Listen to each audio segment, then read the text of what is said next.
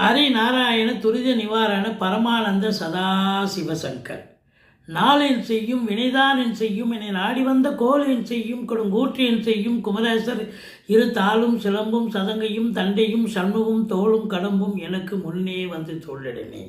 ஓம் அனுமந்தாய வித்மகே வாய புத்திராய தீமகே தந்தனோ மாருதி பிரச்சோத்யாத் பட்டீஸ்வரம் ஸ்ரீ விஷ்ணு துர்க்கையே போற்றி.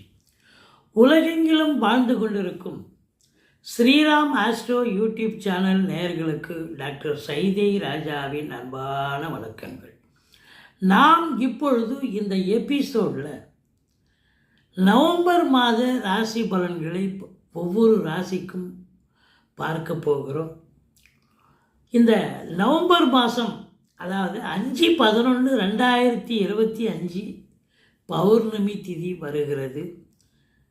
19/11/2025 அமாவாசை திதி வருகிறது. இதுவரைக்கும் எங்கள் சேனலை பார்த்து கொண்டிருக்கும் அன்பர்கள், சப்ஸ்கிரைப் செய்யாதவர்கள் சப்ஸ்கிரைப் செய்து கொள்ளும்படி கேட்டுக்கொள்கிறோம்.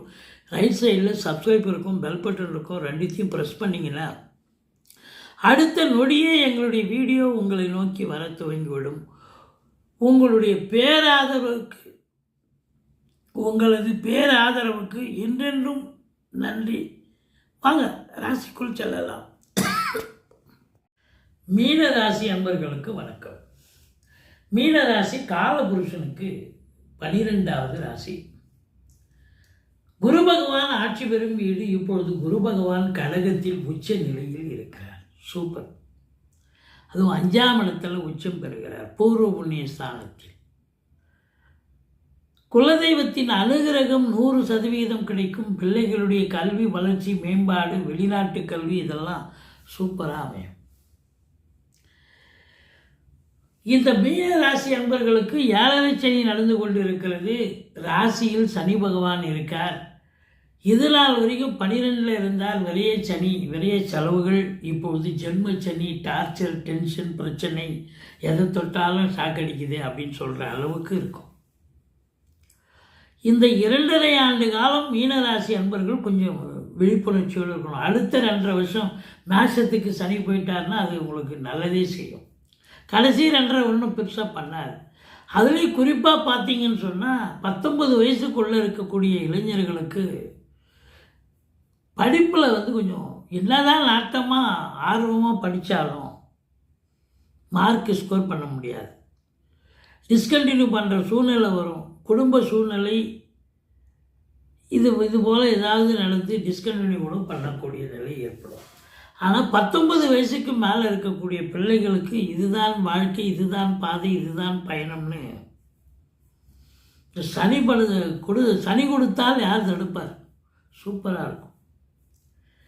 ஆனாலும் கூட சங்கடம் தீர்க்கும் சனி பகவானை மங்களம் பொங்க மனம் வைத்தருள்வார் சச்சிரவின்றி சனீஸ்வர தேவி இச்சகம் வாழ்க இன்னொருள் தாத்தா. இந்த சுலோகத்தை சொல்லுங்க. சனிக்கிழமை தோறும் எள்ளெண்ணெய் தீபம் விட்டு வாருங்கள். தலைக்கு வரது தலைப்பாய் அனுபவம். மற்றபடி இதில் என்னென்ன நட்சத்திரங்கள் இருக்குது? பூரட்டாதி 4ஆம் பாதம், உத்திரட்டாதி, ரேவதி நட்சத்திரம் உள்ளடக்கியது.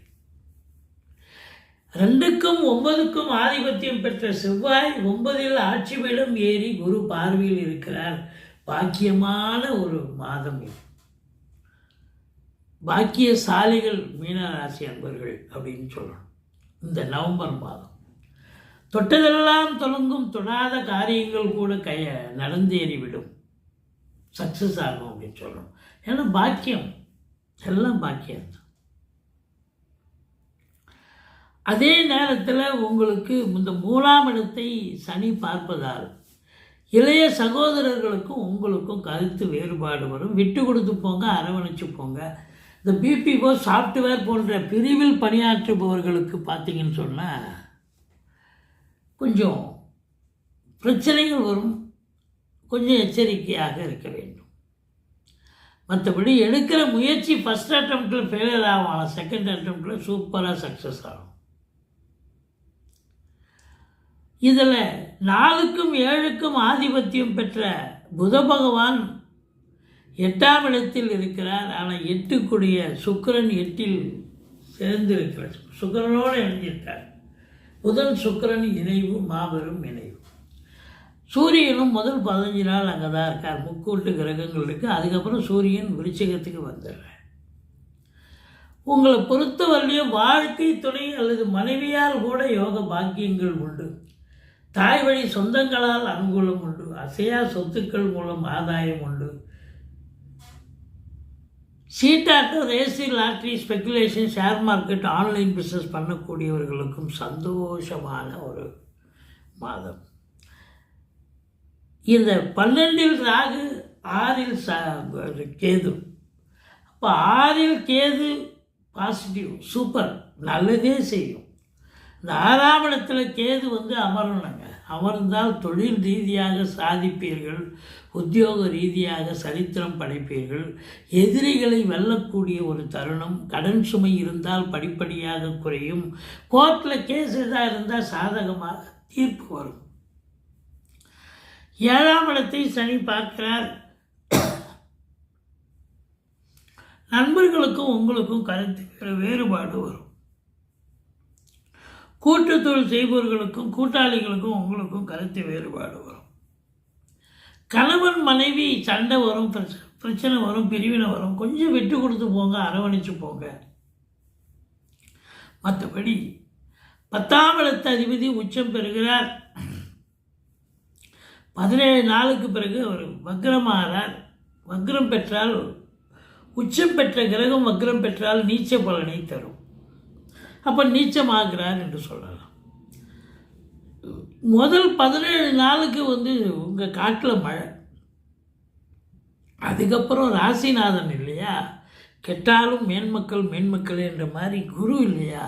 அப்போது இந்தாதான் நீச்சமாக இருந்தாலும் அவர் பலனை கொஞ்சம் கம்மி பண்ணி கொடுப்பார் ஒழி, கண்டிப்பாக பலனை கொடுப்பார். 11ஆம் இடம் எண்ணிய செயல் ஈடேறுதல், தொட்டதெல்லாம் தொடங்குதல். மூத்த சகோதரம் இருந்தால் அவரால் ஆதாயம் உண்டு. முதல் திருமணம் முறிவு ஏற்பட்டு 2வது திருமணத்திற்காக காத்திருப்பவர்களுக்கு நல்லதே நடக்கும், சீக்கிரம் நடக்கும். 12இல் ராகு. வெளிநாடு யாரெல்லாம் போகணும்னு இந்த மீன ராசி அன்பர்கள் காத்துட்டு இருக்கீங்களோ அவங்களுக்கெல்லாம் ஒரு அற்புதமான நேரம், காலம், விடியல் வந்தாச்சு அப்படின்னு சொல்லணும். கண்டிப்பாக அந்த ராகு பகவான் உங்களை ஃப்ளைட் ஏற்றி வெளிநாட்டுக்கு அனுப்பி வைப்பார். அந்நிய பொருளாதாரம் வீடு தேடி கிடைக்க போகிறது. உள்நாட்டு வாணிபம், வெளிநாட்டு வாணிபம், ஏற்றுமதி இறக்குமதியாளர்கள், ஷேர் மார்க்கெட்டில் இன்வெஸ்ட் பண்ணுறவங்க, ஸ்பெக்குலேஷன், ஆன்லைன் பிஸ்னஸ் பண்ணக்கூடிய அன்பர்கள் அத்துணை பேர்களுக்கும் ஒரு அற்புதமான நேரம், காலம். இந்த செவ்வாய் 2க்கும் 9க்கும் உடையவர். 9இல் அமர்ந்து குரு பார்வை பெற்று செவ்வாய் 8ஆம் பார்வையாக 4ஆம் இடத்தை பார்க்கிறார். 4ஆம் இடம் என்பது வீடு, வண்டி, வாகனம், தாயார் ஸ்தானத்தை சொல்லக்கூடியது. அப்போது வீடு வாங்கணும், மனை வாங்கணும், தோட்டத்துறவு வாங்கணும், வீடு கட்டணும், ஃப்ளாட்டு வாங்கணும். உங்கள் அபிலாஷை என்னவோ அது கண்டிப்பாக நிறைவேறும். ரியல் எஸ்டேட் பிரமுகர்கள், ஃப்ளாட் ப்ரமோட்டர்ஸ், பில்டர்ஸ், கட்டிடக் கலைஞர்கள், இடம் வாங்கி விற்கக்கூடிய அன்பர்கள், செங்கல், மணல், ஜல்லி, ஹார்ட்வேர்ஸ் போன்ற பிரிவில் பணியாற்றக்கூடியவர்கள், இவங்க எல்லாருக்குமே சூப்பராக வேலை வாய்ப்புகள் கிடைச்சி நல்ல சம்பாத்தியத்தை பார்க்க போகிறீங்க. எந்த குறையும் கிடையாது. குருவர்களும் திருவர்களும் நிச்சயமாக உங்களுக்கு உண்டு. நிதித்துறை, நீதித்துறையில் பணியாற்றக்கூடியவர்கள், ஆலய திருப்பணி செய்யக்கூடியவர்கள், ஆலயங்களில் வழிபாடு செய்யக்கூடியவர்கள், வேலை பார்க்கக்கூடிய அன்பர்கள், சித்தர்கள், ஆன்மீக சொற்பொழிவாளர்கள், இவங்க எல்லாருக்கும் ஒரு உன்னதமான நேரம், சாதிக்கும் ஒரு மாதம் அப்படின்னு கூட சொல்லலாம். 11இல் சூரியன், அதாவது 9இல் 9க்குடையவன் இருக்கிறார். அப்போ சூரியனும் இணைஞ்சிருக்கார். இப்போ 15 தேதிக்கு பிறகு தந்தையால் யோக பாக்கியங்கள், தந்தைக்கு நல்லது நடக்கும். ஏன்னா 18 தேதி வரைக்கும் சூரியன் 8ல் இருக்கார். இருந்த போதிலும் அந்த 8க்குடைய சுக்கிரன் ஆட்சி பீடத்தில் இருப்பதால், புதனும் அங்கு இருக்கிறதால அரசாங்கத்தில் உயர் பதவியில் இருக்கிறவங்க, ஐஏஎஸ், ஐபிஎஸ், ஐஎஃப்எஸ் போன்ற பதவியில் இருக்கும் நண்பர்கள், புதனுடைய ஆதிக்கம் வழக்கறிஞர்கள், ஆசிரியர்கள், பேராசிரியர்கள், இலக்கியவாதிகள், மற்றபடி அக்கௌண்ட்ஸ் பார்க்கக்கூடியவர்கள், ஜோதிடர்கள், இவங்களுக்கெல்லாம் ஒரு பொற்காலம். சுக்கிரன் ஆட்சி பீடம் ஏறி இருக்கிறார். சினிமா இண்டஸ்ட்ரி, தொலைக்காட்சி இண்டஸ்ட்ரியில் வேலை பார்க்கக்கூடியவர்களுக்கெல்லாம் கூட ஒரு பொற்காலம் என்று சொன்னால் மிகையாகாது. சனி பகவான் 10ஆம் இடத்தை பார்ப்பதால் அதிகப்படியான உழைப்பு தேவைப்படுகிறது. வேளாமணிக்கே வேலை பார்க்க முடியாது. 8 ஹவர் டியூட்டின்னா 10 ஹவர் வேலை பார்க்கணும். அதுதான் அங்கே இருக்கிற ஒரு நிலை. மற்றபடி இந்த மீன ராசி அன்பர்களுக்கு 17, 18, 19 சந்திராஷ்டமம் வருவதால் எச்சரிக்கையோடு இருந்துக்குங்க. சந்திராஷ்டமம்னு சொல்லிக்கிட்டிங்கன்னா நீங்கள் வரக்கூடியவர் பிரச்சனையோடு வரார் அப்படின்னா நீங்கள் கொஞ்சம் சூதனமாக சமாளிஃபிகேஷனோடு இருப்பீங்க, சமாளிச்சிருவீங்க. அதுதானே. அப்படி உங்களுக்கு இது சந்திராஷ்டமம் தெரியலைன்னா அவர் டென்ஷனாக வராருன்னா நீங்களும் டென்ஷன் ஆகி சண்டை சச்சரவு பிரச்சனைகள் அதிகமாக வாக்குவாதம் சண்டைன்னு பெரிய லெவலில் போகும். அதனால் இந்த சந்திராஷ்டம நாளில் சந்திராஷ்டமம்னு குறித்து வச்சுக்கிங்க. அந்த 3 நாளும் ரொம்ப சூதனமாக சாப்பிட்றதுக்கு தவிர வாயை திறக்காதீங்க. அதுதான் அங்கே இருக்கிற உண்மை. மற்றபடி ராகு கேதுவுக்கு பிரீத்தி பண்ணிக்கிங்க, ஓகே தான். 12 ராகு இருக்கார். பட்டீஸ்வரம் விஷ்ணு துர்க்கையை போற்றுங்கள். ஓம் அமிர்த ராகுவே நமக, ஓம் அமிர்த கேதுவே நமக 1008 தடவை சொல்லுங்கள். சூப்பராக நீங்கள் சாதிப்பீங்க, சரித்திரம் படிக்க போகிறீங்க. எங்களுடைய வீடியோ பிடிச்சிருந்தால் லைக் பண்ணுங்கள், ஷேர் பண்ணுங்கள், சப்ஸ்கிரைப் பண்ணுங்கள். மறக்காமல் சப்ஸ்கிரைப் பண்ணுங்கள். நன்றி. வாழ்க வளமுடன்.